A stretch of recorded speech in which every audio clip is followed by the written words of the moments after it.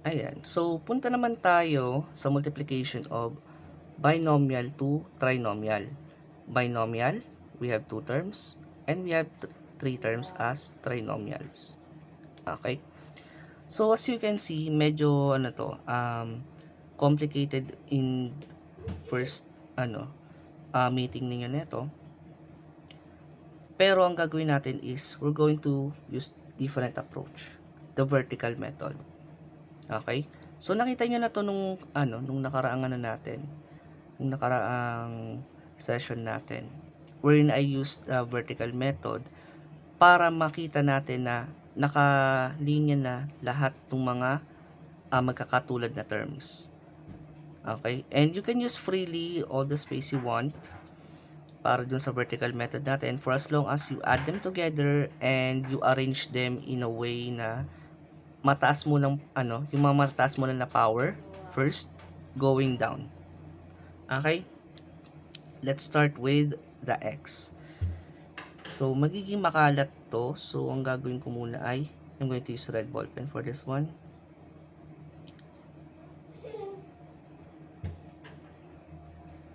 Ayan. So ito muna yung mga i-multiply natin. Let's start with the x and the 3x squared. X times 3x squared, that would be x times x squared. Okay? So we have 3x raised to 3. Kasi may invisible, 1 pa rin yan. And you are multiplying, not adding. So in this case, pag nag-multiply kayo ng variable to variable, you're going to add those powers. Next natin, we have x and 5x. So I'm going to use plus on this one as default natin na operator para hindi nakakalito. So we have negative, positive times negative, negative, and then 5x times x, that is 5x squared. Then close na natin. And last but not the least, x times 21. Okay. Ganun din yung gawin natin. Default. So we have 21x. Okay. Next naman natin is yung sa baba naman. Let's try to use other ball pens for this one. Okay.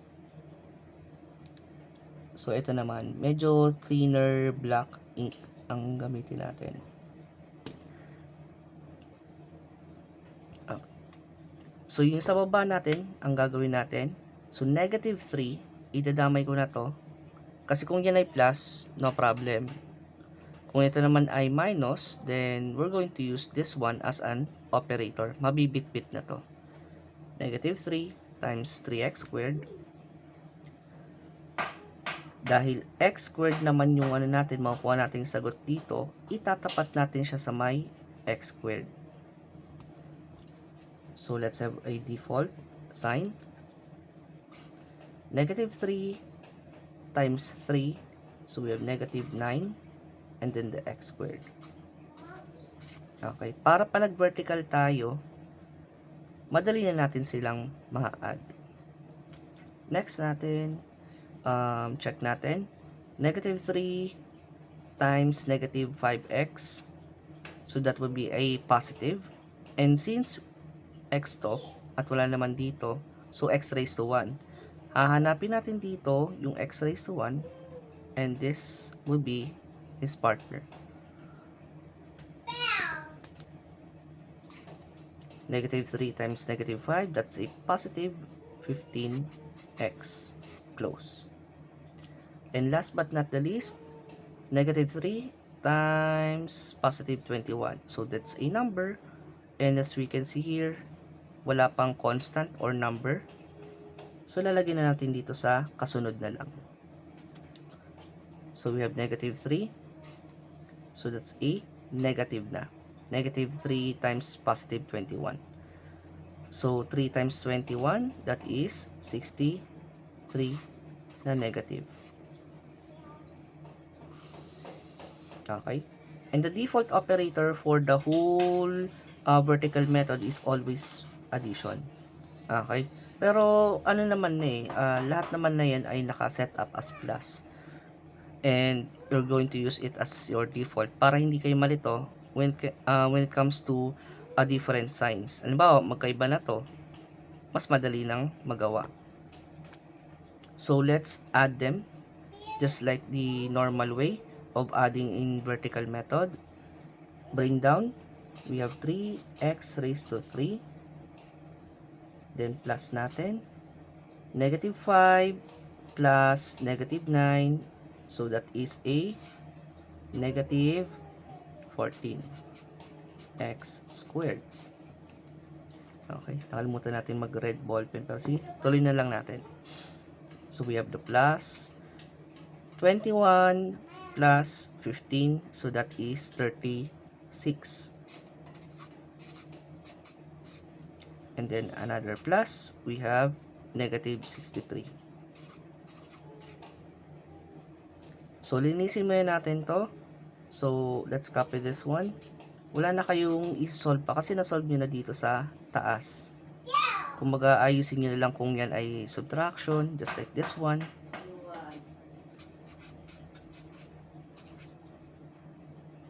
Kung wala namang gagawin dito, so that's a default plus.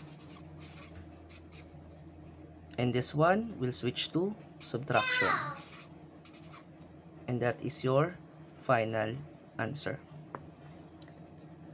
When it comes naman dun sa nested method, same technique lang din naman sa nested method. So let's list down first. Okay, hoping na magkasya dito. Pero ang gagawin naman natin para ma-less hassle tayo dito is to almost use the same technique to dito. Okay? Kasi kung ililista ko yung lahat dito, hindi kasya.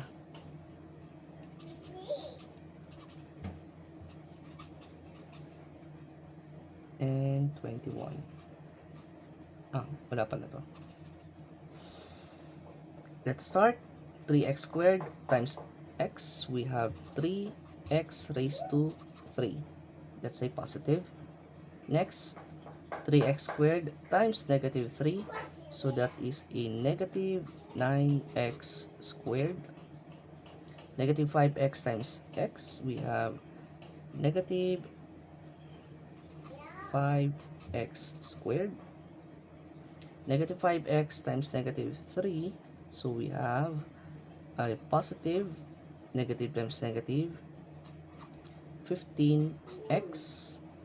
Next naman, 21 times x. So we have a positive, lagay ko na dito, 21x.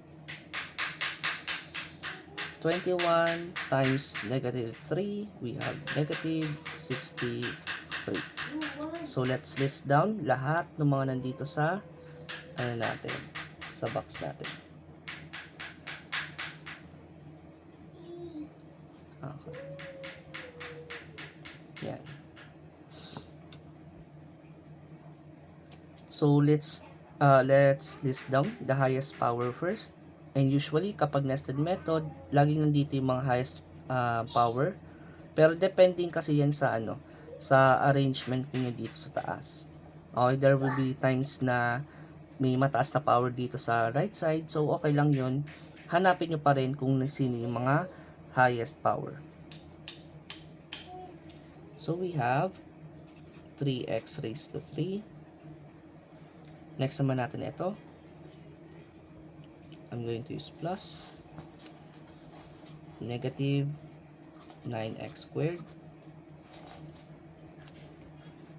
Ito rin. And x squared. X squared. So ilalagay ko dito na para bang naka-vertical. Negative 5x squared. And this one, we have plus 15.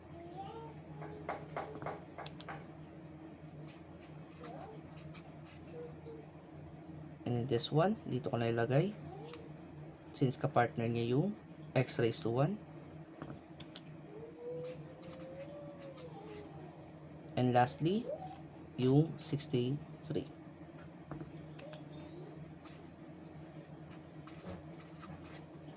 So, adding them together. So, bring down natin to. So, we have 3x raised to 3. Okay. So, didiretso na natin to. Negative 9 plus negative 5. So, that will be a negative 14.